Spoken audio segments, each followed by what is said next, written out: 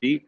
Pero los fusibles son algo muy importante y es una falla muy común, que se queme un fusible, por ejemplo los Chevrolet Corsa, se quema el fusible número 20, el número 26, ¿sí? El fusible número 26 de dentro del habitáculo, que es el fusible de la bomba de nafta, ¿sí? Es el fusible de la bomba y a su vez alimenta la bobina. Entonces no tengo pulso de encendido y no me anda la bomba, ¿sí? Y está quemado un fusible. Y dijeron, no, está inmovilizado porque no me prende la luz de check, porque esto, porque el otro, y era un fusible quemado. Entonces, antes de empezar a hacer un diagnóstico, hay que hacer una revisación básica, ¿sí? Hacemos el prechequeo, luego empezamos a verificar masas y alimentaciones, que están todas las masas, las alimentaciones, los fusibles están bien, perfecto. Entonces ahí puedo decir, bueno, la base que yo tengo eléctrica del auto está bien, es correcta, bueno, vamos a hacer un diagnóstico de por qué el vehículo no arranca, ¿sí? Para ello, como decía, vamos a emplear varios instrumentos, como mostré recién la punta lógica, la punta de prueba. La punta de prueba sería el aparato este, ¿sí? Que es algo similar a la punta lógica, pero nada más que tiene un solo cocodrilo, ¿sí? Y una punta con una lamparita adentro. Sí, la llaman la famosa lamparita de prueba que usaba el electricista. Bien, decía que íbamos a hacer un pequeño apartadito con el tema de la punta de prueba. Si nosotros no conocemos el circuito y no disponemos de la información técnica, que hoy en día es muy importante, tener la información técnica necesaria para trabajar sobre un sistema de inyección. ¿Cuál es la información técnica? Un esquema eléctrico. ¿Sí? Si yo voy a trabajar, por ejemplo, con un vehículo de la línea Renault, un Megane, una Scenic, con un motor K4M, 1.6, 16 válvulas, ¿sí? Del año 2000 a 2006, 2007, por ejemplo, ¿sí? Por decir algún vehículo, eso va a venir con una unidad de control Siemens, ¿sí? Va a venir con una unidad de control Siemens Sirius 32. ¿Sí? Más adelante ya pasaron a usar Continental EMS 3132, que son para mariposa mecánica, mariposa por cable. Ya cuando tiene mariposa motorizada, la denominación es otra, ya es MS 3134, en el caso de este puntual de Siemens, que ahí estábamos viendo el esquema eléctrico que nos facilitó José Luis, el director del instituto, ¿sí? Entonces, dependiendo del sistema que nosotros queremos verificar, si nosotros vemos acá en el esquema eléctrico, vamos a ver acá arriba a la izquierda, dice masas de la ECU, ¿sí? Vamos a ver dónde están las masas, dónde están las alimentaciones, donde dice memoria de la ECU, ¿sí? Entonces, esas son nuestras masas y nuestras alimentaciones, ¿sí? Entonces, eso yo lo tengo que verificar. Para poder verificar eso, ¿puedo utilizar una punta lógica?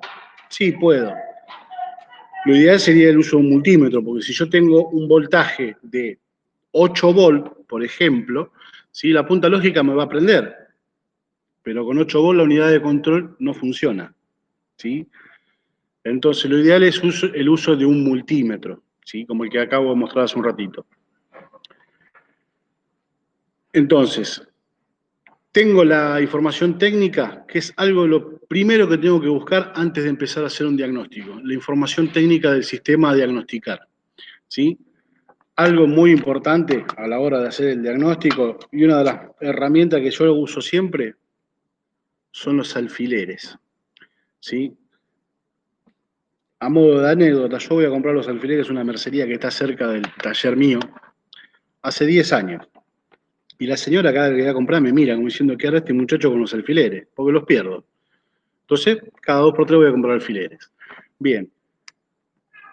Recuerden que los conectores eléctricos, del lado de atrás del cable tiene una goma siliconada, que es precisamente donde nosotros tenemos que realizar la medición. No tenemos que pinchar los cables, ni cortar, ni pelar los cables. ¿Por qué?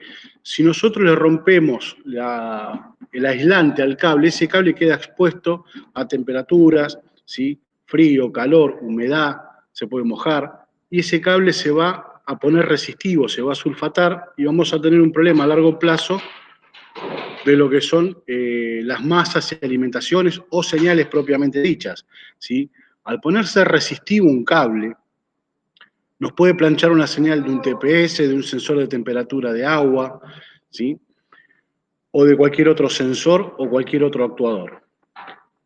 Ahí en el esquema eléctrico que tenemos en pantalla, nosotros de un lado vamos a tener todo lo que son los sensores, ¿sí? Relay y sensores, y del otro lado vamos a tener todo lo que son los actuadores, ¿sí? Eso más adelante ya vamos a ir identificando qué es cada uno de ellos y cuál es su función y cómo se mide, cómo se diagnostica, ¿sí? Cómo se comprueba eléctricamente, tanto por su voltaje, su funcionamiento y en alguna oportunidad veremos su señal tomada con un osciloscopio. Bien. Luego podemos utilizar también, por ejemplo, una bomba de vacío, ¿sí? Manual, como la que yo tengo acá en la mano, ¿sí? Que nos sirve como bomba de vacío o como vacuómetro, ya que acá tiene un relojito que nos da el vacío, ¿sí? En este piquito le ponemos una manguera y tomamos el vacío del colector de admisión del vehículo, ¿sí? Bien, podemos usar, como dije antes, también un compresómetro, ¿sí? Para medir la compresión y el estado mecánico del motor. Y una herramienta fundamental también para el diagnóstico es un medidor de presión de combustible, ¿sí? Este medidor de la marca MB va a venir en una valija con un cierto kit de acoples para tomar la presión de combustible. Que, por ejemplo, si yo tengo un vehículo que le cuesta arrancar, lo dejo parado 1 o 2 horas y luego le cuesta arrancar, ¿sí? Dicen, no, pero le cambié la bomba a nafta. Bueno, que le haya cambiado la bomba a nafta no quiere decir que la bomba de nafta esté funcionando bien, que los ensambles que tenga dentro del módulo de combustible estén puestos de manera correcta, que no tenga un problema la válvula antirretorno que se encuentra en la bomba de combustible, que no tenga el regulador de presión de la rampa pinchado o con fugas, que no quede un inyector goteando, ¿sí? Para ello, con el manómetro de presión de combustible nosotros podemos hacer un diagnóstico de lo que es la parte hidráulica, ¿sí? Hidráulica, llámese lo que es el sistema de combustible. Que lo vamos a tener dos presiones. Vamos a tener la presión de servicio, que es la presión que mantiene el vehículo cuando se encuentra en funcionamiento, y la presión remanente, ¿sí? Que esa es la importante cuando el vehículo no arranca luego de un plazo de 1, 2 o de un día para el otro de estar parado, ¿sí? ¿Qué pasa? Si yo pongo el vehículo en contacto, la aguja, ¡pum!, sube la aguja 3 bares de presión, 2,5, 3, 3,5, dependiendo cuál sea la presión del sistema a diagnosticar. Bien, yo pongo un manómetro de combustible y voy a tomar la presión, ¿sí? El manómetro va a tener un grifo de purga, ¿sí? O para aliviar la presión. Yo por lo general cuando conecto el manómetro, presurizo el sistema, verifico antes de poner en marcha que no tenga fuga por los acoples, ¿sí? Que no haya derramamiento de combustible para evitar un accidente. Bien. Purgo el manómetro, ¿sí? Purgo el sistema abriendo ese grifo y dejando salir una pequeña cantidad de combustible a un bidoncito, ¿sí? Para que no haya aire dentro de lo que es la tubería del vehículo y el propio manómetro, para que no me dé una lectura incorrecta. Pongo en contacto el vehículo, verifiqué que no tengo fugas, perfecto. Procedo a darle arranque, le doy arranque y ahí voy a tomar la presión de servicio, ¿sí? ¿Cuál es la presión de servicio? La que tiene el motor cuando está en marcha, que va a oscilar entre 2,5 a 3,5 bares, dependiendo del sistema. Va a haber sistemas, por ejemplo, que van a trabajar con 4,5 bares, los multipuntos. Eso va a depender de cómo esté configurado el sistema y cilindrada del motor. Si tiene regulador de presión en la rampa de inyectores, va a tener una presión de alrededor de 2,5 a 3 bares. Si no tiene regulador de presión, la rampa de inyectores va a tener una presión medio kilo más arriba, ¿sí? Va a estar entre los 3,5 kilos, 4 kilos de presión, ¿sí? Luego tenemos sistemas de baja presión, por ejemplo, los de inyección monopunto, casi prácticamente extintos, ¿sí? Que iban a tener entre 0,8 bares y 1,2 bares de presión. Raras excepciones de los sistemas monopunto de alta presión, viejos, ¿sí? Chevrolet Blazer vieja, que iban a tener los Monza, los Ipanema, todo eso tenían un sistema de inyección multipunto de alta presión entre paréntesis, ¿sí? Que trabajaban con 1,8 bares de presión. Bien, Luego tenemos la presión remanente, que es la que yo tengo cuando corto el contacto, cuando paro el vehículo. Si yo cuando paro el vehículo, el sistema tiene que mantenerse presurizado. Si la aguja del manómetro se cae a cero de manera inmediata, ¿sí? Es porque se está vaciando el sistema. Si se vacía el sistema, se va a acumular dentro de las cañerías vapor de combustible. Entonces, cuando yo le vaya a dar arranque, el auto va a tender a arrancar, pero no va a tener nafta, va a tener vapor de combustible. Entonces el auto va a girar, girar, girar, girar, va a querer como arrancar, y allá a las perdidas va a arrancar medio fallando, medio desparejo. Luego que llega el combustible a la rampa y empieza a salir de manera normal el combustible, el auto se normaliza. ¿Sí? Es una falla muy común hoy en día, debido a repuestos alternativos de mala calidad. ¿Sí? Yo no tengo, no tengo interés con ninguna firma en particular, pero trato de usar repuestos originales. Son más caros, pero me evito después discusión con el cliente, o sea, discutir no, porque yo no voy a discutir. Yo le digo, mirá, vos me traes el repuesto original, ningún problema, tenés todo perfecto. Traes una marca alternativo, marca Acme, Fispa, Helu, Berkel, Royaltec, qué sé yo, Parson, y yo no te puedo dar garantía de que esto funcione de manera correcta. Tampoco te doy garantía de que funcione de correcta una original, puede fallar, ¿sí? Pero tenés muchísimas menos posibilidades de que falle un repuesto original a un alternativo, ¿sí? De baja calidad. Si nosotros miramos en las bolsitas, en las cajitas que vienen los repuestos en algún lado, van a ver que tiene una sigla que dice PRC, ¿sí? PRC quiere decir Popular Republic China, está hecho en China, ¿sí? Entonces, primero nos mandaron el coronavirus, después nos mandaron la bomba de nafta que no funciona. Ya arrancamos mal con los chinos. Pero bueno. Bien, la presión remanente. Yo quito el contacto, se detiene la marcha del motor. El sistema tiene que mantener la presión, no va a ser la misma presión de servicio porque la bomba no está impiliendo combustible, ¿sí? Pero se tiene que mantener en el orden de 1 kilo, 1,5 kilos la presión, ¿sí? De un día para el otro puede ser que se caiga prácticamente a cero, no sería lo correcto, ¿sí?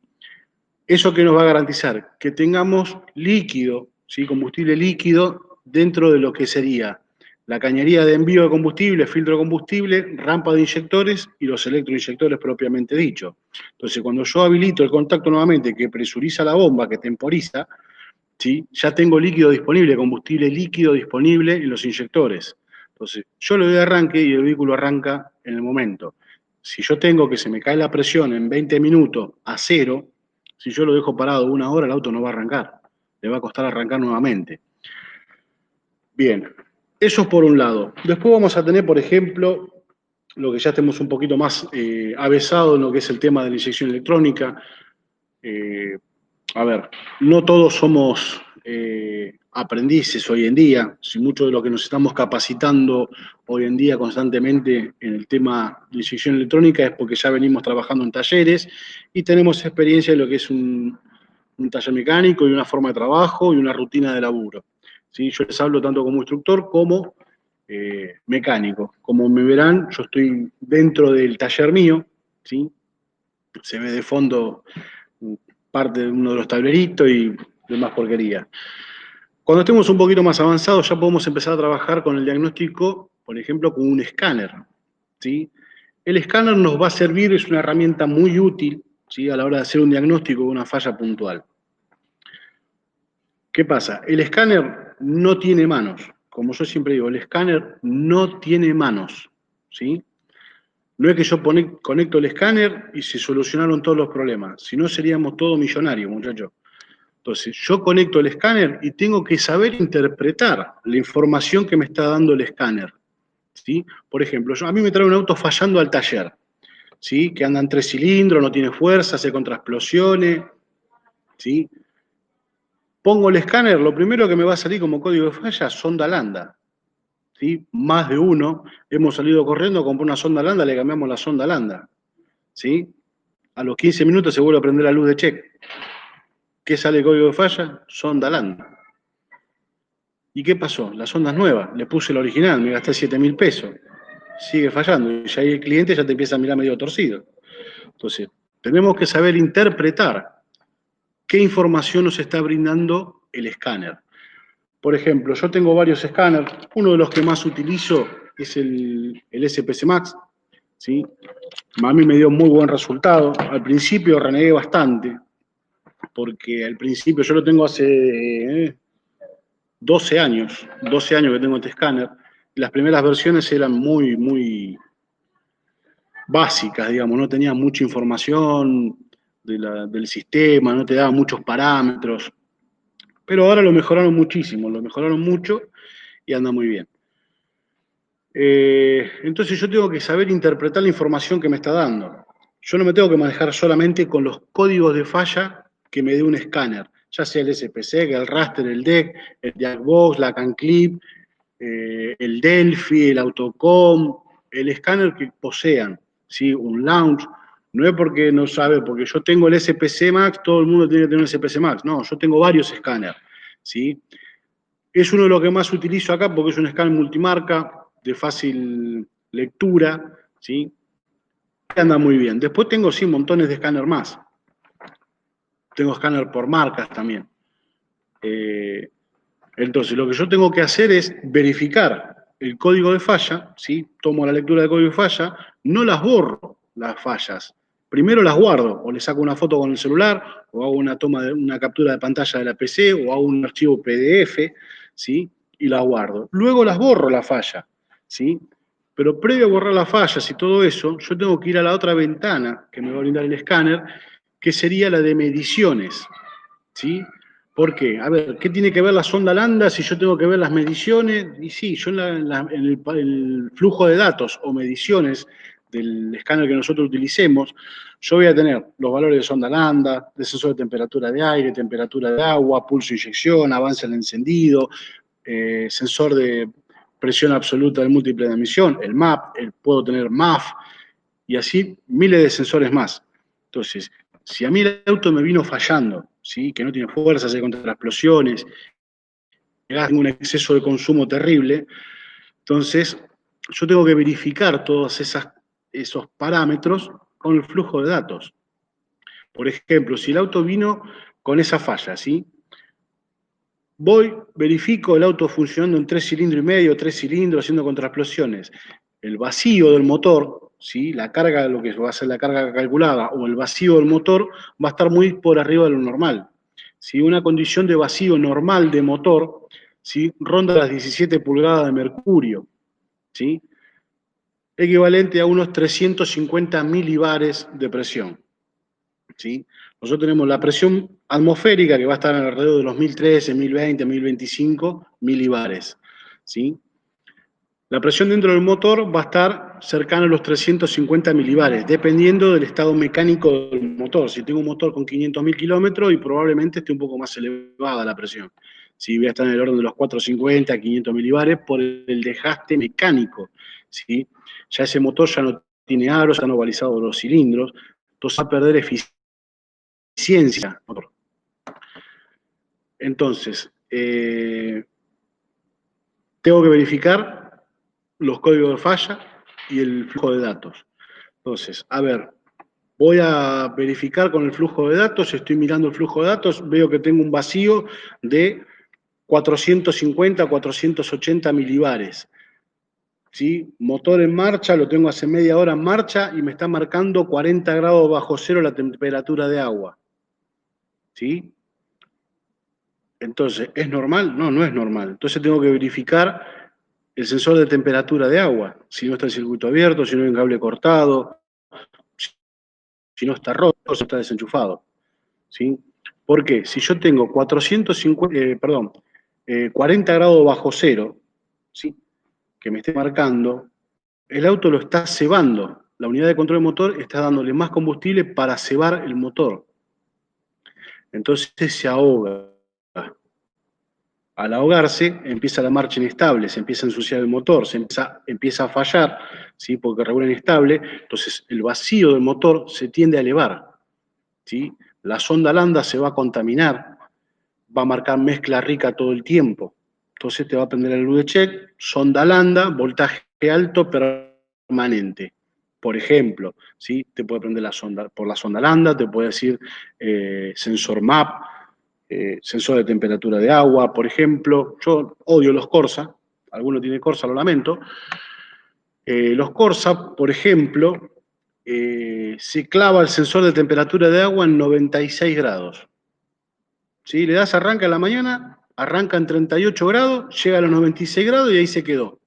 Prende el electro, apaga todo, pero el auto no varía la temperatura y no te lo toma como un código de falla. Si a mí me pasó con 3, 4 Corsitas, le cambié el sensor de temperatura de agua y el auto quedó maravilloso. Bien, se escucha bien ahí porque me sale un cartelito que tenemos poca conectividad de internet. Bien, perfecto, continuamos. Entonces decía, el escáner nos puede ayudar mucho a la hora del diagnóstico o nos puede mandar para el lado de los tomates. ¿Sí? Si no sé interpretar la información que me está dando este instrumento, puedo encarar el diagnóstico para cualquier lado. ¿Sí? Verifico los códigos de falla, perfecto. Tengo 3 códigos de falla: sonda lambda, sensor de temperatura de agua y TPS, por ejemplo. ¿Sí? Bien, voy a mediciones o flujo de datos y verifico el funcionamiento de esos elementos que están comprometidos en los códigos de falla. ¿Sí? Si la sonda lambda, por ejemplo, me está marcando sonda lambda mezcla pobre permanente, voltaje bajo, cortocircuito a masa. ¿Yo puedo verificar la sonda si funciona o no funciona? Sí, tengo varias maneras. Primero, con el motor en marcha, flujo de datos, le pego varias aceleradas al motor. Si la sonda lambda tiende a subir el voltaje, la sonda lambda por lo general está funcionando.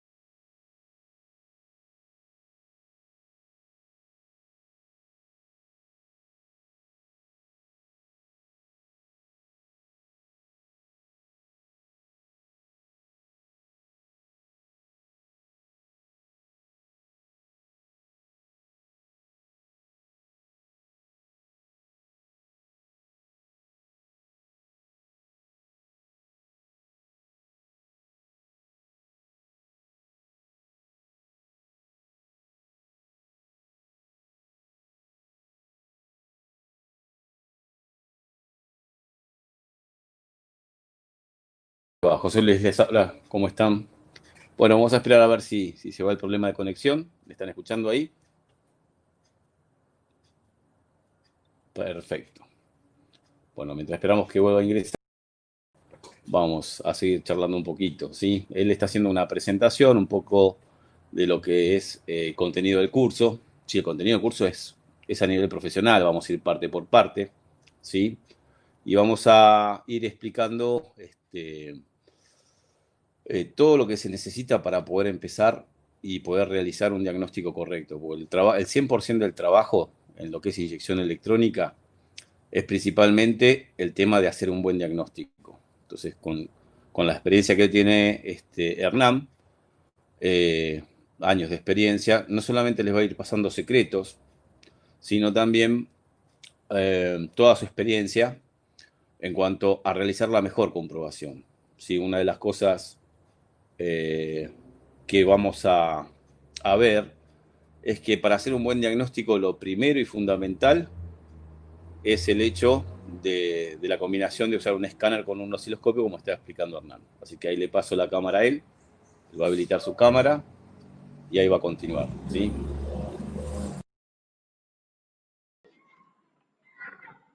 Bueno, volvimos. Problemitas técnicos con mi hijo menor que está a los gritos de atrás. Me desenchufó el módem. ¿Sí? Me desconectó el escáner. Bien. Eh, bien, estábamos con el tema del escáner, los códigos de fallas y el flujo de datos. ¿Sí? Entonces, decía que tenemos que verificar de manera individual cada componente que salga como código de falla. ¿Sí? No tengo que borrar los códigos de falla, listo, ya está, se apagó la luz de che, listo, solucionado. No. Tenemos que agarrar y verificar. Nosotros tenemos que hacer un trabajo profesional. Si el cliente se va contento, el cliente vuelve. Si el cliente se va enojado, no va a volver. Y si se va con la luz apagada, pega una vuelta a manzana y vuelve con la luz prendida, algo salió mal. Entonces tenemos que tratar de tomarnos nuestro tiempo. Yo aprendí por experiencia propia y bueno, todos los cursos que he realizado, que un buen diagnóstico lleva tiempo, ¿sí? Pero ¿qué pasa? Si yo hago un buen diagnóstico, voy a tardar, por ejemplo, pónganle, por decir algo, 2 horas en hacer un buen diagnóstico. Sí, tardé 2 horas. Che, pero yo en 2 horas me hacía una distribución. Bárbaro. Yo le puse 2 horas de mi trabajo, que las voy a cobrar, tranquilamente. Soluciono el problema y el cliente va a volver, pero no va a volver por el mismo problema. Si yo hago un diagnóstico mal, rápido, porque quiero sacar el auto ya, no voy a solucionar el problema. Si no soluciono el problema, voy a estar en problema yo después. Entonces yo tengo que dedicarle el tiempo que requiera cada falla. ¿Sí? Por lo general en los sistemas de inyección electrónica, muchas de las fallas pueden ser por falsos contactos, terminales abiertos, eh, componentes, cables sulfatados, cables cortados. Por eso al principio recalcaba el tema de no pinchar los cables ni pelar los cables. ¿Sí? Si yo tengo un auto que me lo traen y tengo que hacer una reparación del sistema de inyección o prestarle servicio de mantenimiento y veo que, por ejemplo, tengo la ficha de los inyectores que están todos los cables medio pelados, la ficha cuarteada, ¿sí? Los cables cuarteados, y le reemplazo la ficha.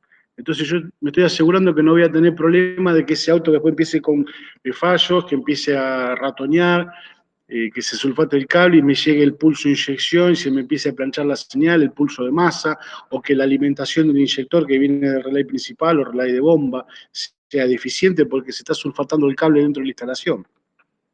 ¿Sí? Son pequeños detalles que hacen a un buen servicio a la hora de trabajar con un sistema de inyección electrónica. ¿Sí? Bien, ahí se va entendiendo más o menos lo que estamos explicando.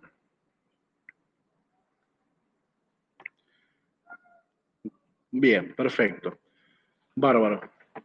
Decíamos entonces que también otro instrumento que vamos a utilizar cuando estemos un poquito más avanzados en el tema del diagnóstico va a ser este aparato, ¿sí? Esto es un osciloscopio de la línea automotriz, no es de la línea automotriz, sino que es un osciloscopio de laboratorio, ¿sí? Bien, veo que seguimos con los problemitas de conexión. Bien, el osciloscopio es hoy por hoy, para mí, la mejor herramienta que podemos utilizar para hacer el diagnóstico. ¿Sí? ¿Por qué? Si yo bien con el multímetro, ¿sí? O con la punta lógica o la punta de prueba, puedo llegar a tomar no señales, sino voltajes o estados. ¿Sí? Yo, por ejemplo, con la punta lógica voy a tomar estados, presencia de señal. ¿Sí? ¿Qué quiere decir esto? Yo pongo la punta lógica, me va a prender las dos lucecitas cuando lo conecto a la batería, la roja y la verde. Cuando yo lo pongo en uno de los pines del inyector, ¿sí? Con la aguja, cuando reciba el pulso de masa, la roja va a quedar prendida y va a titilar la verde. ¿Verdad? Perfecto, hay presencia de pulso de inyección. Ahora, ¿yo sé si ese pulso es correcto? Y no.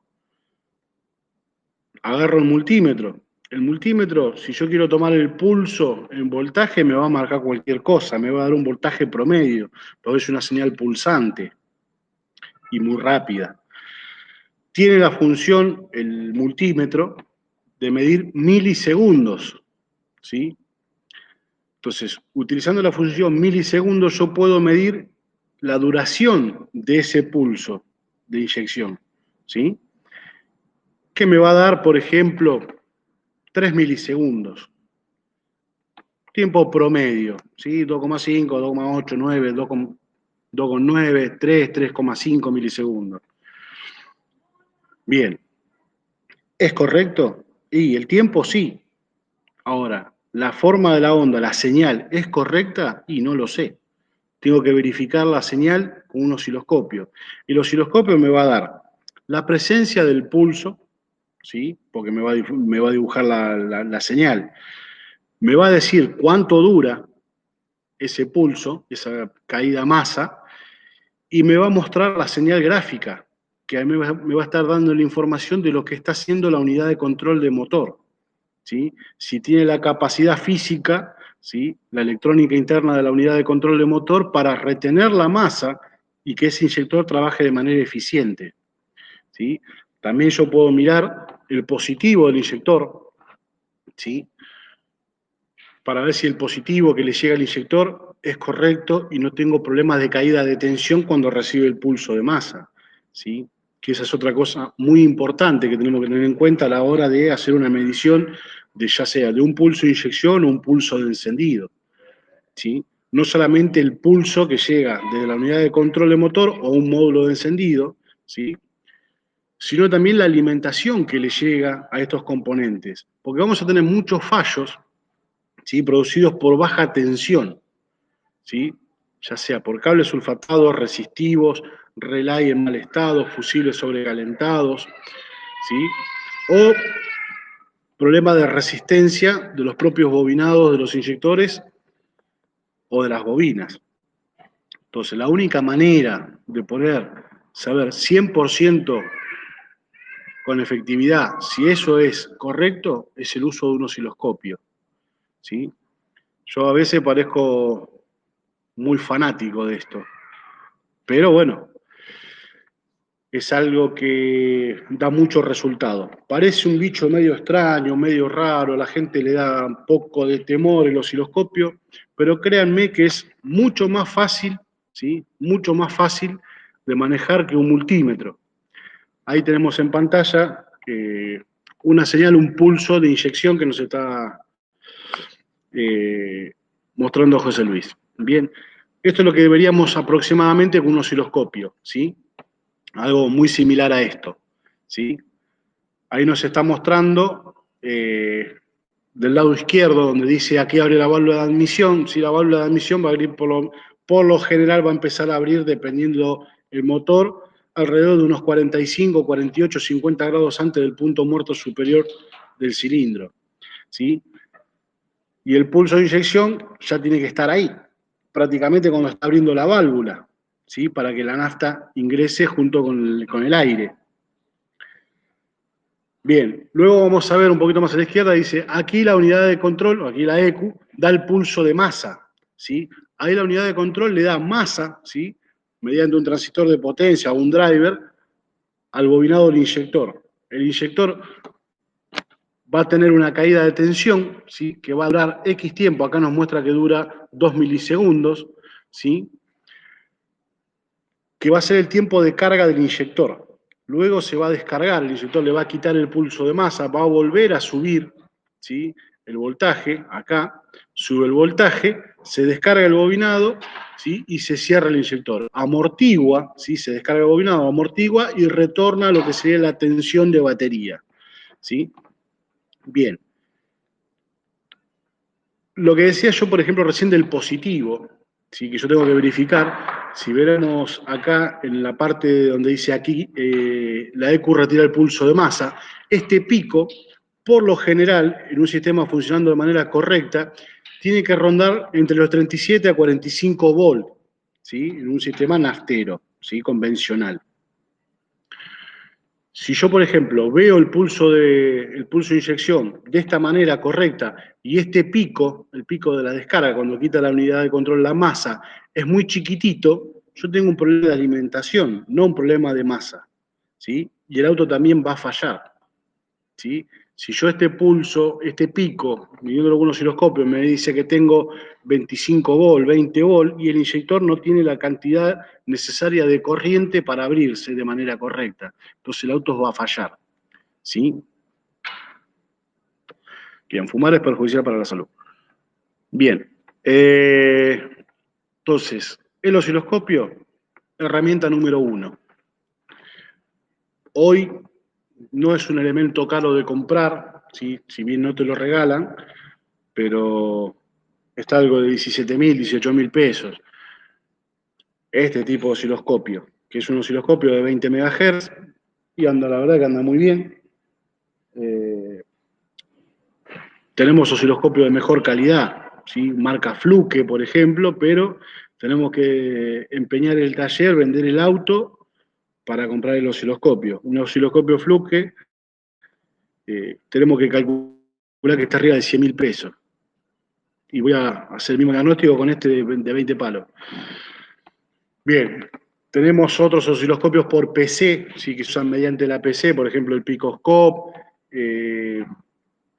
La firma Ubon también tiene un osciloscopio por PC que anda muy bien, es más barato, vale algo de 10.000 pesos, ¿sí? 10.000, 12.000 pesos y anda, la verdad que anda muy bien. Bien, acá nos acaba de subir un apuntecito José Luis, ¿sí? Donde nos habla un poquito del osciloscopio. Dice que el osciloscopio es fundamental para la prueba de la bobina. Lo ideal sería un osciloscopio línea automotriz de 2 canales. Un canal pondríamos la señal del primario y con la otra la señal del secundario, ¿sí? ¿Qué pasa? ¿Por qué nos dice esto? Porque estos osciloscopios que nosotros utilizamos son osciloscopios convencionales de laboratorio y tienen una capacidad máxima de voltaje de 400 volt, la línea vieja, como tengo yo, ¿sí? Y los nuevos hasta 500 volt, ¿sí? Si bien el atenuador que trae la punta de prueba, que es este aparatito, ¿sí? Ven acá que tiene un switch, esto se corre y dice por 1 o por 10. Si yo tengo 5 volt por división y le doy por 10, voy a tener 50 volt por división. Yo no mediría 500 volt con esa puntita de prueba cerca de mis dedos. Pero bueno, imagínense si tenemos una punta por 1000. 5 volt por división, lo pongo por 1000, son 5.000 volt. Mamá, va a estar complicado. Pero bueno, hay unas herramientas que se llaman pinza capacitiva, ¿sí? Que la podemos usar en este osciloscopio, es una pequeña manganeta para utilizar este osciloscopio y poder medir un secundario de bobina, ¿sí? Para ver cómo está la alta tensión, la parte de potencia de la bobina. Recuerden que la bobina de encendido se divide en 2 bobinados. Tenemos el bobinado primario, ¿sí? Que es el que va a recibir la alimentación, ¿sí? La tensión de batería, y la carga, ya sea desde la unidad de control de motor o de un módulo de encendido externo, ¿sí? O incorporado a la misma bobina, que le va a dar la masa, ¿sí? Entonces, eso va a recibir la alimentación, el pulso de masa, y se va a elevar la tensión alrededor de 300, 400 volt en el primario, ¿sí? Luego se va a inducir al secundario hasta llegar a un orden de los 25.000 a 27.000 volt en el secundario y producirse el salto de chispa, ¿sí? Entonces, para medir 27.000 volt o 25.000 volt de un secundario, necesitamos una pinza capacitiva, que eso nos va a servir para ver el estado del secundario de bobina. Una herramienta que es muy utilizada también es una bujía con un cablecito a masa, un cocodrilo a masa. Saco la bujía, o sea, el cable de bujía, en el caso que tenga cable de bujía. Hay veces que no lo puedo hacer porque no tengo cable de bujía. Sí, que es una bobina individual de un K4M, una bobina rampa de Peugeot, y bueno, hay que rebuscársela de alguna manera, poner un cable de bujía, alargarlo, para poder tomar la señal del secundario, ¿sí? Bien, están los chispómetros, esos que se venden, el que venden los herramienteros. El chispómetro no sirve, no te va a dar calidad de chispa de un secundario. Te dice, sí, hay chispa, pero de ahí que sea buena, no lo comparto. Entonces, podemos usar el osciloscopio con una pinza capacitiva adosada al osciloscopio, abrazando el cable del cable de bujía. Y vamos a ver la señal tanto de primario como del secundario. Entonces yo puedo saber el estado de la bobina, ¿sí? Mirando, por ejemplo, la señal del pulso de encendido con un osciloscopio, yo puedo saber inclusive hasta la luz de bujía relativa que tengo. Si yo tengo mucha luz de bujía, ¿sí? Como una bujía con mucho desgaste, el pulso de encendido se va a ensanchar un poquito más. ¿Por qué? Porque la chispa se resiste a saltar, ¿sí? Entonces tiene que darle más carga a la bobina, se tiene que elevar aún más la tensión para vencer esa resistencia dieléctrica que presenta la bujía. Bien, entonces, ahí está mi hijo los gritos que quiere desenchufar el módem. Bien, ¿puedo medir una bobina con la punta lógica? Sí, puedo. Yo voy a mirar con la punta lógica, ¿sí? La presencia de pulso. La presencia de pulso es lo mismo que el pulso de inyección. Sí, hay presencia. ¿Es bueno? Y no sé. Llega un pulso. No sé si es bueno, si está bien o si está mal. ¿Sí? Multímetro. Y sí, puedo llegar a medirlo nuevamente, ¿sí? Con el multímetro en la función milisegundo. Che, el pulso, la duración es correcta. ¿Sí? Bárbaro, buenísimo. Pero ¿está bien la señal? Y no sé. Ahí volvemos de vuelta al tema del osciloscopio. ¿Sí? Bien. Acá aprovechando el esquema eléctrico que tenemos nuevamente en pantalla, ¿sí? Vamos a ver que acá tenemos 4 bobinas en un motor K4M. Y si apreciamos el esquema eléctrico, vamos a ver que tenemos 2 pines de salida, ¿sí? De pulso de masa procedente de la unidad de control por el pin número 1. Vamos a ir a una bobina. Va a pasar el pulso a través de la bobina, va a salir y va a ir a la otra bobina, ¿sí? Y lo mismo con el pin 32. Va a salir de la unidad de control, entra por una de las bobinas, sale y entra a la otra bobina. Y la alimentación, ¿sí? Que dice A, si tiene un cuadradito con la letra A, si nosotros nos fijamos acá en el relay, una de las salidas del pin 87 dice A, ¿sí? Ese A nos alimenta los inyectores y las bobinas, ¿sí? Bien. ¿Qué pasa con este tipo de sistema de encendido? Esto es un sistema de chispa perdida, ¿sí? Es lo que se llama sistema DIS, chispa perdida en serie. ¿Sí? Pues las bobinas están conectadas en serie. Recibe un solo pulso para las 2 bobinas.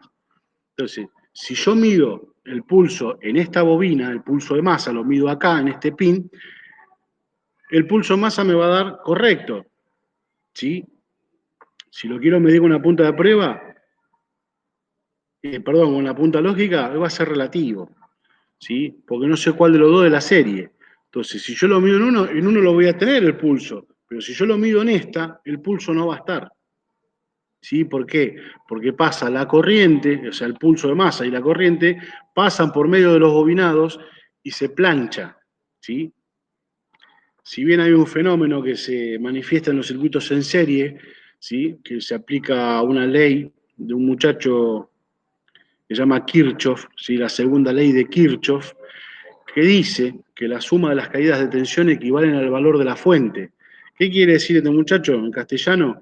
Que si nosotros sumamos el valor de la caída de tensión de estas bobinas en serie, me va a dar el voltaje de la fuente, de la tensión que tiene que trabajar, ¿verdad?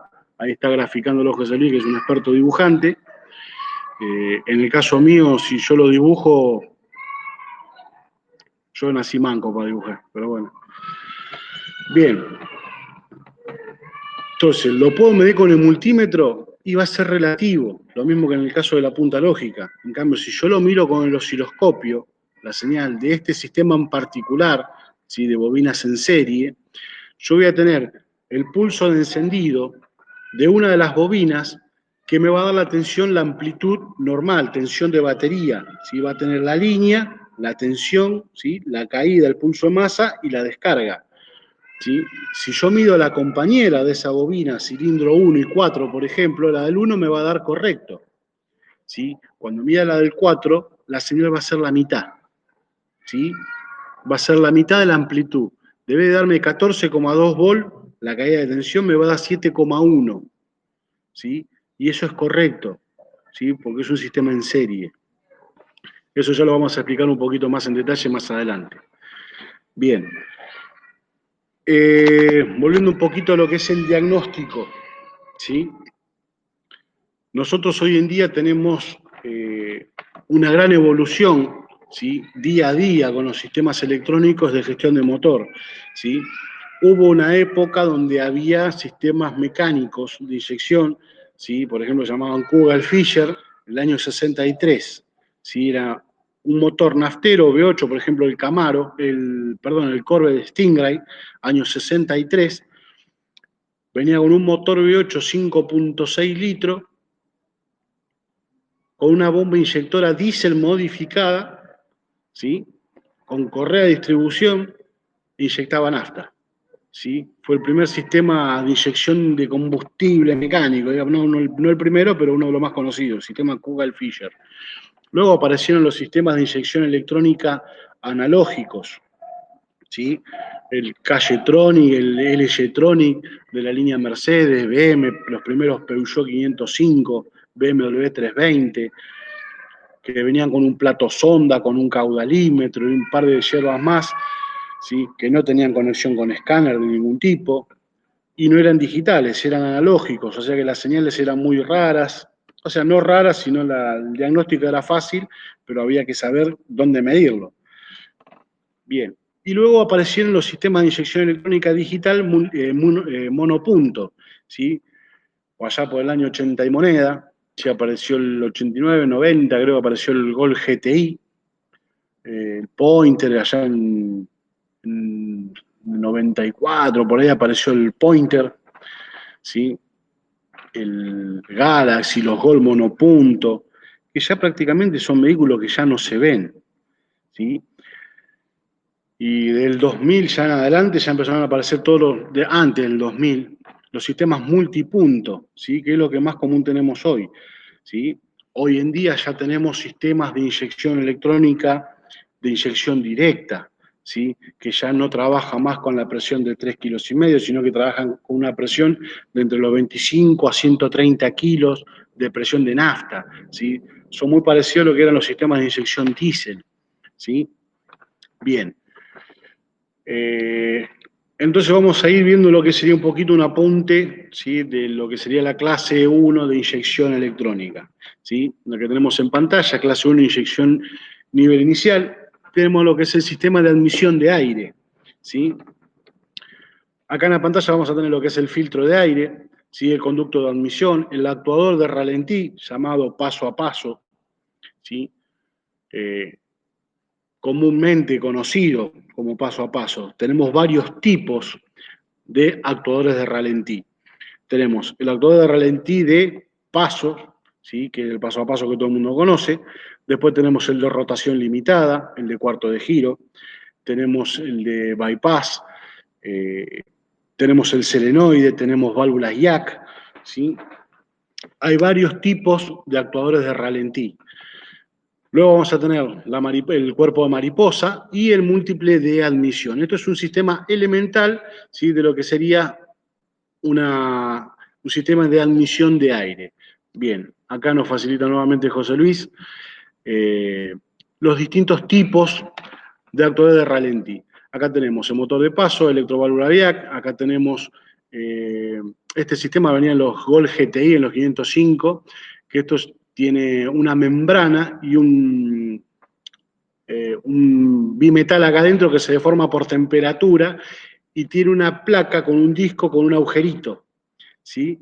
Que a medida que se deforma el bimetal que se encuentra acá adentro, se iba moviendo ese disco que estaba acá adentro y permitía el paso o obturaba el paso de aire por este caño. Luego tenemos la electroválvula de rotación limitada, ¿sí? Esta venía, por ejemplo, en los Volkswagen Golf, MI 1.8 mexicano, en los Hyundai Elantra, en los Hyundai FX. Después tenemos el motor de corriente continua, que venía en los sistemas Bosch monopunto, ¿sí? También venía en los sistemas multipunto, por ejemplo, de Chevrolet Astra. Después tenemos la electroválvula IAC, ¿sí? que vienen generalmente los sistemas Ford, y en algunos Renault venía también esta válvula, ¿sí? Los motores F3R, ¿sí? 2.0, 8 válvulas, venían con una electroválvula similar a esta, marca Hitachi. ¿Sí? Estos son algunos de los tipos de actuadores de ralentí más comunes que vamos a tener. ¿Sí? Bien, fíjense que nos fuimos de la clase 1 a la clase 8 para mostrar los actuadores de ralentí. Bien, después los sistemas de inyección de combustible, como decía hace un ratito, tenemos los monopuntos y los multipuntos. ¿En qué se diferencia un monopunto a un multipunto? En la cantidad de inyectores y ubicación de ese inyector. Bien, acá nos muestra nuevamente el actuador de marcha lenta, de ralentí, de corriente continua en un sistema Bosch monopunto, que esto venía, por ejemplo, en los Renault 19, en los Clio, en los Fiat Tipo, ¿sí? 1.6, venían con esto, ¿sí? Sistemas monopunto. Bien, decía, los inyectores, los sistemas de inyección elemental, vamos a tener monopunto, multipunto. Dentro de lo que son los multipuntos, vamos a tener tres tipos. Vamos a tener el simultáneo, ¿sí? Que van a inyectar los 4 inyectores a la vez. Por ejemplo, el Golf MI 1.8, el mexicano, conocido como el Golf mexicano. Los Ford Galaxy, algunos también. Luego vamos a tener los agrupados, ¿sí? Que van a inyectar de a 2 cilindros por vez. Por ejemplo, 1, 4, 2 y 3. Y después vamos a tener los secuenciales, que van a trabajar en orden de encendido, van a inyectar de a 1 cilindro por vez. Para que se cumpla esta premisa de la inyección secuencial, el vehículo necesita tener un sensor de fase, ¿sí? Para conocer en qué fase de compresión se encuentran los cilindros, ¿sí? Ya sea el cilindro 1 o la cantidad total de los cilindros cuando está en la fase de compresión para poder hacer la inyección de combustible. Bien. Dentro de lo que son los sistemas de inyección, tanto monopunto como multipunto, tenemos diferentes presiones de combustible, lo que explicaba hace un ratito, ¿sí? Bien, acá tenemos el gráfico de los sistemas de inyección, ¿sí? A la derecha de la pantalla vamos a tener el sistema de inyección monopunto y a la izquierda el multipunto. Otra particularidad y diferencia de estos sistemas es que en los sistemas monopunto el inyector se encuentra por arriba de la mariposa, ¿sí? Y en los multipuntos se encuentra por debajo de la mariposa, próximo a la válvula de admisión, ¿sí? Entonces, en el sistema monopunto, dentro del múltiple de admisión, se formaba la mezcla, ¿sí? Circulaba aire y combustible. Y en los multipuntos ya solamente circula aire, ¿sí? ¿Por qué? El inyector va a pulverizar sobre la válvula de admisión, ¿sí? Bien, los inyectores tienen un diseño particular para cada motorización, no son todos iguales, ¿sí? Van a tener un cono de pulverizado que lo caracteriza, ¿sí? A mí hace muchos años atrás, era nuevito en esto. Bueno, acá tenemos los inyectores. Me pasó algo con un Fiat Palio 1.6 16 válvula, motor torque. Acá tenemos, esto es precisamente lo que estaba hablando. Los conos de pulverizado, el chorro de pulverizado, ¿sí? El cono de pulverizado. Me traen un inyector, un Fiat Palio, motor torque, para hacerle un service, un mantenimiento. Saco los inyectores, armo el múltiple de admisión, todo, limpio los inyectores y los pongo en un banco de prueba primitivo. Perdón. Y los inyectores se inyectaban de costado. Dije, esto está mal. Esto no está bien. Le hice comprar los 4 inyectores nuevos. Bueno, los voy a probar, dije. Los puse en el banquito de prueba, inyectaban de costado igual que los otros. Dije, chao, vinieron fallados. Me fui a pelear con el de la casa de repuesto. Un desastre. Resulta que en ese motor los inyectores van puestos en el múltiple de admisión del lado de abajo apuntando hacia arriba los inyectores, ¿sí? Y tiene que salir el chorrito de costado para que le pegue a la válvula de admisión. Los inyectores estaban bárbaros. Si alguno necesita un juego de inyectores de palio, tengo acá un jueguito nuevo, 0 kilómetros. Bien, acá tenemos los conos de pulverizado, ¿sí? La forma del cono de pulverizado depende del diseño de la aguja del inyector y de la tobera, ¿sí? La tobera es la parte que tenemos acá abajo, ¿sí? Que nos va a dar, digamos, la orientación del chorro, ¿sí? Del pulverizado, del cono pulverizado. La forma de la aguja y el asiento de la aguja dentro de la tobera le va a dar la dirección a ese cono de pulverizado, ¿sí? Después, por ejemplo, en este que estamos viendo acá, ¿sí? En estos inyectores, vamos a ver unos que tienen unas punteritas plásticas con dos orejitas, con dos agujeritos, perdón, no orejitas. Esos punteritas protegían a la aguja del inyector de la alta temperatura, ¿sí? Para que no se rellenen de residuo dentro del múltiple de admisión, ¿sí? Eh, Eran jodidos de conseguir eso, me acuerdo en su momento eran jodidos de conseguirlo, pero bueno, hoy en día se consigue todo, tenemos la marca Cristal que provee todos los kits de limpieza de inyectores y viene muy completito. Bien, entonces, tenemos que los sistemas de inyección monopunto van a pulverizar mediante un solo inyector de gran caudal, ¿sí? Sobre la mariposa de gases, sobre el cuerpo mariposa, lo que sería la mariposa, ¿sí? Los multipuntos próximo a la válvula de admisión. El sistema monopunto es una evolución de un carburador. Vos agarrabas un carburador, un Brosol, ¿sí? De un Escort viejo, ¿sí? Le cambiabas la parte de arriba, le ponías la parte de un monopunto y el auto quedaba en inyección monopunto, ¿sí? De hecho, yo tuve que hacerlo con un auto de un cliente, un Pointer, de armé del cuerpo monopunto y de un carburador Brosol, le armé el cuerpo y quedó andando perfecto. Tuve que desplazar un poquito unos agujeritos nada más, pero quedó bárbaro. La primera vez que yo vi un sistema de esos monopuntos era justamente un Pointer. Che, me lo trae un cliente y me dice, che, Hernán, ¿no me limpias el carburador? Che, dale. Yo tenía el taller varios autos, lo agarro a la tarde del auto, levanto el capó, saco la presurizadora del carburador, todo, miro así, chao. ¿Qué pasó? Alguien me robó el difusor, dije. Se habían choreado el avioncito, no estaba el avioncito ni el difusor del carburador. Había un cosito con dos cablecitos medio gordo en el medio del carburador. ¿Qué es esto? Dije. Lo quemé. Tuve que comprar un inyector de un Pointer, 0 kilómetros. No sabía ni qué era. Ahí me decidí y empecé a estudiar. Eh, bueno, eso a modo de anécdota. El inyector monopunto es la evolución del carburador. Luego el sistema de inyección fue evolucionando a los sistemas actuales. Tenemos los multipuntos de inyección agrupada, simultáneo o secuenciales. Y hoy, actualmente, en la actualidad, día de hoy, tenemos sistemas de inyección directa de combustible que inyectan directamente sobre el pistón, sobre la cámara de combustión. Pero eso lo vamos a ver mucho más adelante. Bien. Hablábamos del manómetro y de las presiones de combustible en un principio. Perfecto. Acá tenemos el esquema elemental, ¿sí? De un sistema de combustible, si en este caso es un multipunto, vemos acá los 4 inyectores, y acá me dice dónde yo debo colocar el manómetro. El manómetro de presión de combustible para tomar la presión lo debo colocar a la entrada de la rampa, ¿sí? Poco me sirve colocarlo a la salida de la bomba, como he visto que muchos lo hacen, ¿sí?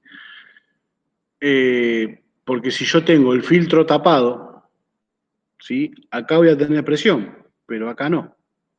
¿Sí? A la salida del tanque voy a tener presión, pero a la llegada a la rampa no. O si tengo el caño de combustible aplastado abajo del auto, a la salida de la bomba voy a tener presión, pero a la llegada de la rampa no. Entonces yo tengo que tomar la presión a donde llega. ¿Sí? Bien. Se coloca en T, no es que se anula ningún caño, se coloca con una T, con un acople específico para cada rampa, ¿sí? Se coloca en T y se toma la presión. ¿Sí? Perfecto. Ahí vamos a tener lo que es la presión de servicio, que hablábamos al principio, y la presión remanente, que es la presión que tiene que conservar el sistema cuando se detiene la marcha.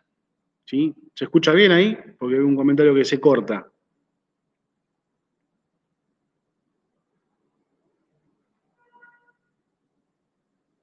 Bien, continuamos. Perfecto. Sigamos. Volviendo al tema de las presiones. Presión de servicio es la que yo tengo que tener con el vehículo en marcha. Que yo tome la presión con el motor en marcha, ¿sí? Y tengo una presión normal de 2,5 a 3 bares con el motor regulando, y con una aceleradita suba medio kilo más la presión por acción del regulador de presión que se encuentra en la rampa, ¿sí? No quiere decir que la presión de combustible esté perfecta, ¿sí? Pues nosotros vamos a tener presión y caudal, ¿sí? Si yo tengo que la bomba me está impidiendo la presión de manera correcta, el filtro pasa bien el combustible, todo, pero tengo poco caudal, ya sea por filtro parcialmente tapado, un caño aplastado, prefiltro de la bomba, este que está acá abajo, ¿sí? El prefiltro de la bomba saturado, o la bomba que ya esté media muerta, o un problema de conexión eléctrica de la bomba, que no le llegue bien la alimentación y la masa al motor de la bomba, ¿sí? No quiere decir que no vaya a tener fallos, ¿sí? Yo tengo que hacer una prueba de caudal dinámico, ¿sí? ¿Cómo voy a hacer la prueba de caudal dinámico? Y según tablas de diagnóstico te van a decir que vos tenés que tener tantos litros por hora, ¿sí? O tantos litros por minuto que tiene que dar la bomba. Y yo no me voy a gastar 250 litros por hora para ver si anda la bomba. Tenemos otra forma más fácil, que es una prueba de caudal dinámico, ¿sí? Con el manómetro conectado, motor en marcha, lo dejamos que caliente el motor de forma normal. Empezamos a dar una serie de aceleraciones bruscas al motor, ¿sí? Lo gatillamos varias veces y observamos el manómetro, ¿sí? Si el manómetro empieza a caer, ¿sí? Esa presión, ¿sí? Se empieza a caer 2,5, 2 bares, 1 bar 8, 1 bar, tenemos un problema de caudal. Lo dejo regulando, automáticamente se recupera la presión, tengo un problema de caudal, ¿sí? No de presión, sino de caudal. Se está quedando sin abastecimiento de combustible. ¿Tá? Entonces, la forma correcta de hacer la medición de presión de combustible es presión y caudal. Vamos a tomar la presión de servicio y el caudal dinámico. Y obviamente cuando detenemos la marcha del motor, verificar la estanqueidad del sistema y la presión remanente, ¿sí? Bien. Acá dice, presión normal en los sistemas, bueno, me acaba de sacar la pantalla, José Luis, perfecto. Bien, gracias, José Luis. Presión normal en los sistemas multipunto con regulador en la rampa y motor en marcha, 2,5 bares con manguera de vacío conectada, 3 bares con manguera de vacío desconectada o cuando le pegamos una pequeña aceleradita al motor, ¿sí? Porque cuando yo acelero el motor, al abrirse la mariposa, ¿sí? La mariposa de acelerador, se va a ir a presión atmosférica el motor, brevemente. Entonces, deja de haber succión en la manguerita roja que está acá, que es la manguerita de vacío que va al regulador de presión, ¿sí? Entonces, el regulador de presión, por acción mecánica de los resortes de reglaje que tiene adentro, va a empujar la válvula de cierre del regulador de presión y va a aumentar medio kilo la presión de combustible, ¿sí? Cuando vuelve a tomar vacío el motor, vuelve a haber vacío dentro de la cámara superior del regulador de presión de combustible, se retrae esa valvulita y empieza a liberar un poquito la presión y baja a la presión normal de 2,5 bares, ¿sí? Bien, para hacer la prueba de caudal dinámico, la reguladora de presión la tengo que desconectar, ¿sí? Desconecto la manguerita del regulador de presión, tapo la manguerita para que no se vaya el vacío del motor por la manguerita, ¿sí? Y ahí empezamos a hacer las aceleraciones y verificamos que el caudal no se caiga, ¿sí? Que no se empiece a caer la presión. Bien, perfecto. ¿Hasta ahí se va entendiendo bien? Dicen que no se ve el esquemita. A ver. Ahí se ve. No, no se ve el esquema, José, ¿me lo podés subir de vuelta? A ver si sube ahí. ¿Ahora se ve? Perfecto, listo. Bien. A ver. Vamos a pasar acá. Presión normal en los sistemas multipuntos con regulador en la bomba y motor en marcha. Vamos a estar en el orden de los 3,5 bares. ¿Sí? La rampa de combustible vamos a tener, que podemos tener regulador de presión en la rampa de combustible. Vamos a tener por lo general dos mangueras o dos caños de combustible. El caño de abastecimiento y el caño de retorno. Cuando no trae regulador de presión en la rampa, va a haber un solo caño. El regulador de presión va a estar dentro de la bomba, ¿sí? O en muchos vehículos importados, el regulador de presión estaba dentro del filtro de nafta, ¿sí? Por ejemplo, los Mercedes clase A venían con el regulador adentro del filtro de nafta, si mal no recuerdo. Bien, dice, presión normal en los sistemas multipunto con regulador en la bomba y motor en marcha. La presión en estos sistemas es de 3,5 bares aproximadamente y no debe variar en ninguna condición de marcha, ¿sí? Entonces, yo lo acelero todo, la presión no tiene que variar. Si yo lo acelero y tengo variación de presión que se empieza a caer, puede que tenga un problema de caudal de combustible. Bien. ¿Hasta ahí se va entendiendo?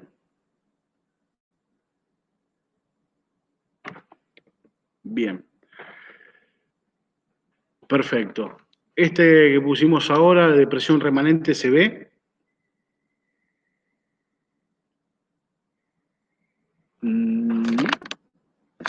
Félix dice que no, Pablo dice que sí. Bueno, Félix debe tener un problemita de conexión o algún delay que no le está llegando. Y lo mismo que a Herrera. Bien. Perfecto. Bueno, prueba de presión remanente. La presión remanente es la que queda encerrada en el circuito tras retirar el contacto. Si la presión remanente no se mantiene, puede provocar problemas de arranque, lo que explicamos al principio.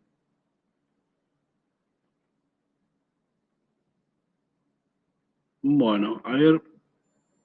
Ahí estamos de vuelta. La presión remanente puede caerse por problemas del regulador de presión, válvula antirretorno en la bomba, fuga en O-rings y los mismos inyectores. ¿Sí? Que es lo que hablábamos al principio de la clase, que si no tenemos la presión remanente vamos a tener problemas de arranque luego de dejar el motor parado. Bien. A ver, que estamos acá. En esta.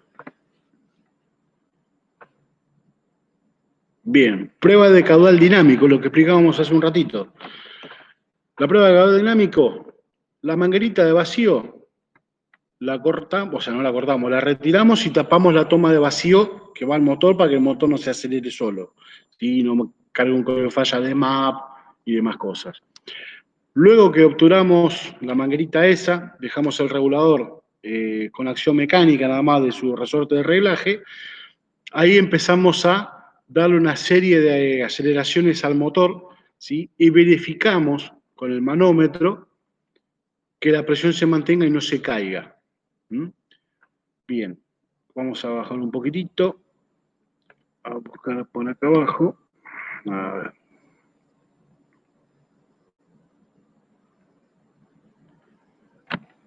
Bien. Acá tenemos lo que sería comprobaciones de la bomba y acá tenemos lo que es el módulo de combustible. Bien.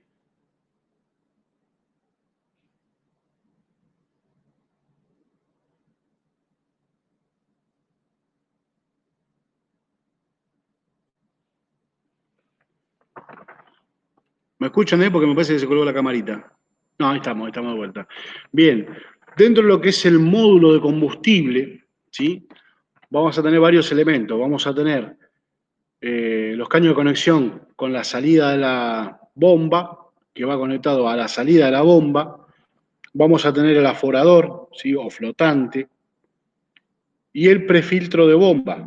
Y acá adentro va a estar alojada la bomba eléctrica. Bien. Este prefiltro de bomba es muy importante prestarle servicio, ¿sí? ¿Qué pasa? Nadie lo cambia porque dice, no, tengo que desarmar el tanque, tengo que bajar el tanque, tengo que sacar el asiento. Pero es muy importante, porque si este filtro no se cambia, si yo voy en un trayecto largo, ¿sí? Este prefiltro, ¿qué hace? Se chupa, se hace tipo ventosa, ¡plup! Y deja de chupar combustible la bomba y te quedás, ¿sí? Empieza a perder potencia, a perder potencia, a perder potencia y se para, ¿sí? Cortaste el contacto, se infló de vuelta porque dejó de haber succión de la bomba, le diste arranque, seguiste un tramo más, ¿sí? Y ese problema generalmente es por el prefiltro de bomba que está tapado, ¿sí? Hay que prestarle atención y hay que prestarle servicio. Cuando uno hace un service, ¿sí? Un servicio de inyección, un service, un mantenimiento preventivo, ¿sí? Es recomendable sacarlo, limpiar el módulo de combustible y cambiar el prefiltro de bomba, ¿sí?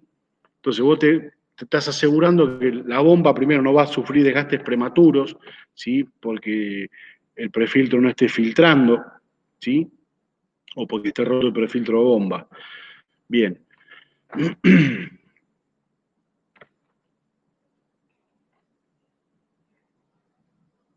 A ver si carga esta, la del regulador de presión. Ahí estamos.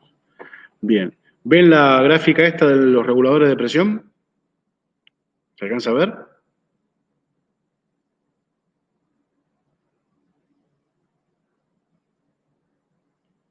Bueno, Daniel Herrera, ¿tenés algún inconveniente con tu proveedor de internet? Me parece, porque los demás lo están viendo. Eh, pero bueno, vamos a tratar de explicarlo eh, de todos modos, a ver si lo podemos llegar a entender mejor. Bien, dentro de esta, como hizo el señor presidente, Filmina, bueno, yo le digo gráfica. Vamos a tener distintos tipos de reguladores y ubicaciones. Arriba a la izquierda de la pantalla vamos a tener lo que es un regulador de presión por toma de vacío. Por lo general, por la forma de esto, nos vamos a dar cuenta que va alojado en una rampa de inyectores, por ejemplo acá, ¿sí? Vamos a tener este tipo de regulador de presión a diafragma, ¿sí? Eh, que va a ir en los cuerpos de inyección monopunto, ¿sí? Vamos a tener este que viene con un tornillito acá arriba, ¿sí? Que es sistema Bosch, y este, que es cuadrado, ¿no? Y este que es redondo, que no tiene tornillo de regulación, ¿sí? Que vienen en los sistemas Marelli, en algunos Marelli, y en algún que otro Bosch de Fiat también venía con este cuerpito, ¿sí? Que no tenía regulación de presión. Este Bosch le podíamos regular la presión mediante este tornillo de registro de acá arriba. Apretándolo, subía la presión, aflojándolo, bajaba la presión, ¿sí? Entonces podíamos jugar un poquito con la presión de combustible de los Renault Clio, de los Renault 19, podíamos jugar con la presión. Bien, ¿cómo va a estar compuesto esto? Vamos a tener estos de los monopuntos, por ejemplo, son de acción mecánica, no van a tener vacío, ¿sí? O sea que estos van a regular una presión fija, ¿sí? No va a variar la presión de combustible por vacío de motor, como en el caso de que tiene la toma de vacío con una manguerita al múltiple de admisión, ¿sí? El de la izquierda, el que va en la rampa, ¿sí? En la rampa inyectora, que esta rampa que vemos acá corresponde a un motor F3R de Renault, ¿sí? Tiene una toma de vacío que va en múltiple de admisión, ¿sí? Entonces, cada vez que haya una variación de vacío en el múltiple de admisión, va a haber una variación de la condición de la presión de combustible. Bien, en estos de la derecha, de los cuerpos monopunto, no vamos a tener variación de vacío en el regulador porque no tiene una toma de vacío. Entonces, la presión de combustible va a ser siempre la misma. Bien. Perfecto. A ver. Y acá tenemos cómo trabaja un regulador de presión. El regulador de presión vamos a tener eh, la toma de vacío, conexión de múltiple de admisión, resorte de presión, el diafragma, ¿sí? Todo lo que está en la parte azul, digamos acá, la parte de abajo de la gráfica esta, sería lo que se llama cámara superior. Y en la cámara inferior vamos a tener el soporte de la válvula, placa de válvula, ¿sí? Vamos a tener por un costado la entrada de combustible, ¿sí? Una vez que se abre por acción hidráulica, ¿sí? Por la presión de combustible, vence la presión de este resorte que está acá, abre esta válvula, ¿sí? El combustible fluye por este cañito hacia el tubo de retorno, ¿sí? Si vemos acá en la gráfica anterior, vamos a tener, este sería el retorno y por acá entra la presión, ¿sí? Acá de frente, si este lo miramos de frente, vamos a tener unos agujeritos y un filtrito. Si por ahí entra el combustible, vence la presión de la válvula que está acá adentro y sale por este orificio, por este cañito de acá, y va a retorno. Bien. Vamos a hablar un poquito de los inyectores y con esto ya vamos a ir cerrando por el día de hoy. Vamos a tener varios tipos de inyectores. Bien, a ver, vamos a esperar que vuelva la conexión. Bien, estamos de vuelta. Inyectores. Existen varios diseños de inyectores, pero su principio de funcionamiento siempre es el mismo. Vamos a tener básicamente dos tipos de magnitudes de los inyectores. Magnitudes me refiero a lo que es la magnitud eléctrica, ¿sí? Vamos a tener inyectores de baja impedancia o de alta impedancia, o de baja resistencia y alta resistencia, ¿sí? Por lo general, inyectores de baja impedancia o baja resistencia en el orden de los 2 ohms, ¿sí? Van a equipar vehículos monopunto, ¿sí? Por ejemplo, los Clio, los Renault 19 y esos vehículos. Vamos a tener inyectores de baja impedancia multipunto también, ¿sí? Por ejemplo, los primeros Corsita que venían con los inyectores, las chanchitas verde y negra esa, eran de baja impedancia, también eran de 2 ohms, ¿sí? 3 ohms tenían. Y después, otra particularidad que van a tener los inyectores va a ser su diseño, ¿sí? Vamos a tener inyectores que le entra el combustible por la parte superior, ¿sí? Del inyector, y después vamos a tener inyectores que les entra el combustible por el costado del inyector, ¿sí? Por el cuerpo del inyector, ¿sí? Los inyectores que le entra el combustible por la parte superior, ¿sí? Se van a llamar top feed, ¿sí? Y los que le entra por el cuerpo del inyector, por el lateral, vemos que tiene un filtro de este costado, lo mismo que este o este acá al costadito, estos se van a llamar bottom feed, ¿sí? Como botón. Bottom feed y top feed, ¿sí? Carga superior y carga lateral, ¿sí? Tanto en multipunto como monopunto, ¿sí? Por lo general los monopuntos son todos bottom feed. Bien. Otra particularidad que vamos a tener, como los conocen, inyectores sumergidos. Sumergidos son los que tienen el combustible por el costado, ¿sí? Los bottom feed les llaman inyectores sumergidos. Cuando tienen la entrada de combustible por la parte de arriba, que va a una rampa, ¿sí? En la parte de abajo de la rampa, ¿sí? Van a ser top feed. Cuando va de la parte superior de la rampa, como esta que está acá, F3R, Corsetec y esos, son inyectores sumergidos o de tipo bottom feed. Bien, ¿se entiende hasta ahí? Bien, perfecto, Daniel, ahí lo pudiste solucionar. Bárbaro. A ver, vamos un poquito más para abajo.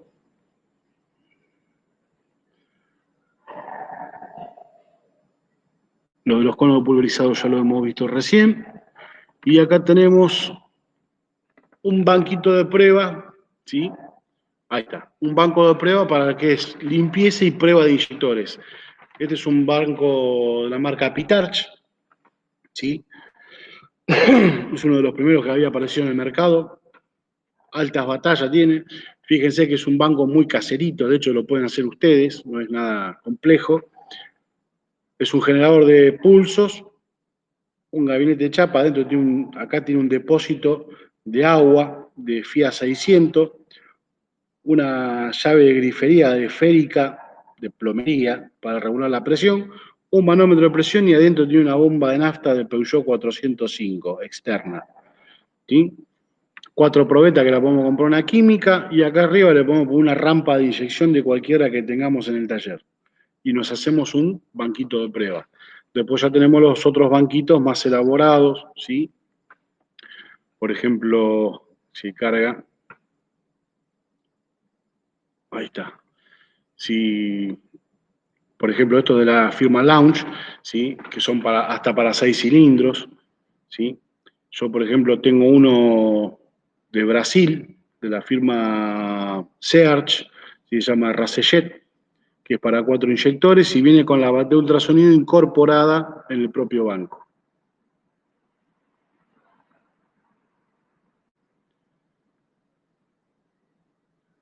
Como estamos teniendo problemitas técnicos de vuelta, parece.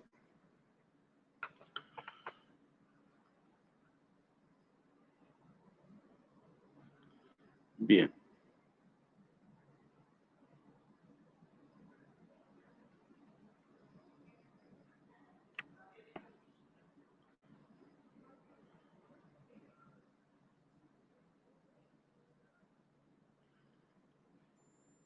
Bueno, estamos de vuelta.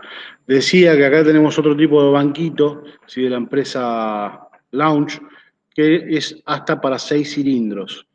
Y viene con una batea ultrasonido externa, ¿sí?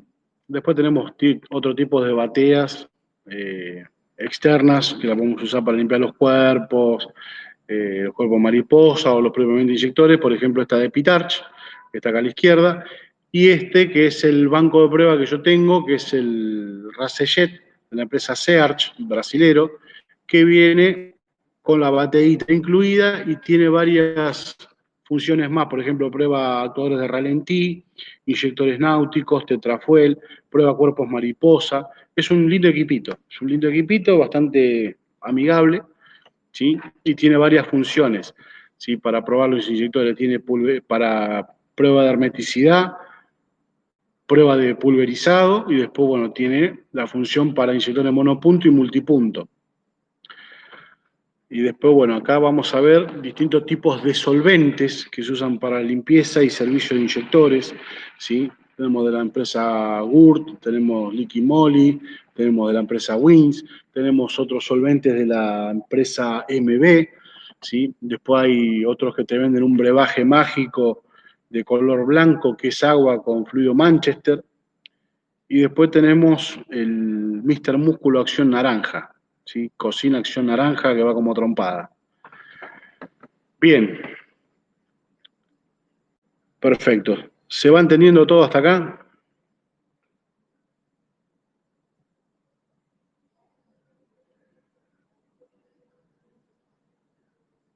Bien, ¿quieren hacer alguna preguntita, algo? Ahí en el chat pueden preguntar, así ya vamos cerrando.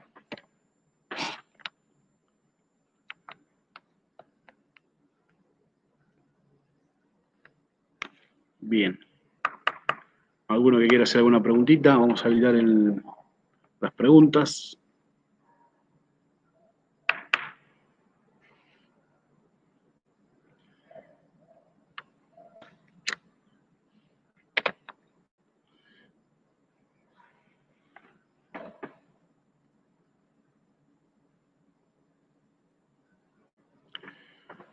Bueno,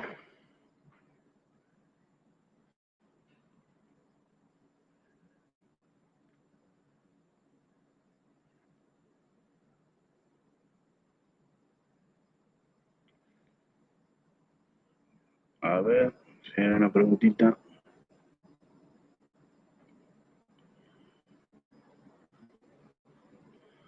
Los días y horarios los vamos a estar publicando seguramente por Face, por Instagram y en la propia página del instituto vamos a estar publicando los horarios del curso y la fecha, ¿sí? Así que se le va a enviar también información mediante mail, como esta invitación. También se le va a enviar información por el listado de mail para que tengan ya la información de cuándo estaría dándose el próximo curso, digamos, ¿sí? Bueno, se agradece la buena onda de todos. Bueno, de a poquito vamos a ir viéndonos nuevamente, ¿sí?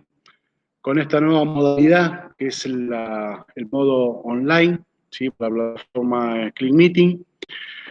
Vamos a tener que implementar el uso de una camarita web para poder mostrar acá en el taller lo que son mediciones sobre algún vehículo, para que se entienda un poquito más, ya que por este medio eh, es muy teórico y a nosotros los mecánicos nos gusta tocar. Entonces voy a poner una camarita web para ver si yo puedo hacer una medición y lo ven todos y bueno, hacemos algún tipo de ida y vueltas de preguntas sobre las mediciones que yo vaya haciendo, ¿sí? Y bueno, para que sea un poco más ameno este curso, ¿sí? Bien, a ver, ¿cómo diagnosticar un auto cuando arranca bien y a los 15 segundos se pone en 2 cilindros? Peugeot 408 2.0. Bueno, primero y principal, en el 408 2 litros 2.0, motor EW10 J4, si mal no recuerdo, tenés que verificar el estado de la mariposa motorizada, ¿sí? Hay que ver si lo acelerás, si reacciona el acelerador, ¿sí? Si no se está poniendo en emergencia, si no tiene problemas de encendido, ¿sí? Hay que ver si sacando la bobina y sacando las bujías, si no hay bujías mojadas, ¿sí? Porque puede ser un problema de encendido, puede ser un problema de los inyectores, puede ser un problema en la mariposa motorizada, ¿sí? Así que hay que verificar esas cositas.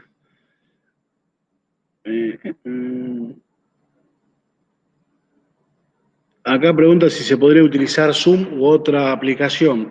El tema de la aplicación de Zoom o las otras aplicaciones es que te limita la conectividad, tanto para usar una cámara como para compartir archivos y demás cosas, ¿sí? Y te limita la capacidad. Son muy básicas y lo que tiene, por ejemplo, que vos te instalás la aplicación Zoom y estás regalando toda la información que tenés en tu ordenador porque te lo hackean como si nada, ¿sí? Lo digo por experiencia. Bien, ¿cuál osciloscopio recomienda? ¿Cuál recomiendo? Yo no estoy casado con ninguno. Owon anda muy bien, Rigoli anda muy bien, los Rigol andan muy bien. Eh, Hay varios osciloscopios, eso no. Mientras que sea de 2 canales y 25 MHz para arriba, cualquiera va a andar bien, ¿sí? Bárbaro. Bueno, gente, les agradezco mucho a todos por haber participado de esta charla. Bueno, los estamos esperando para la próxima. Muchas gracias a todos y bienvenidos a It's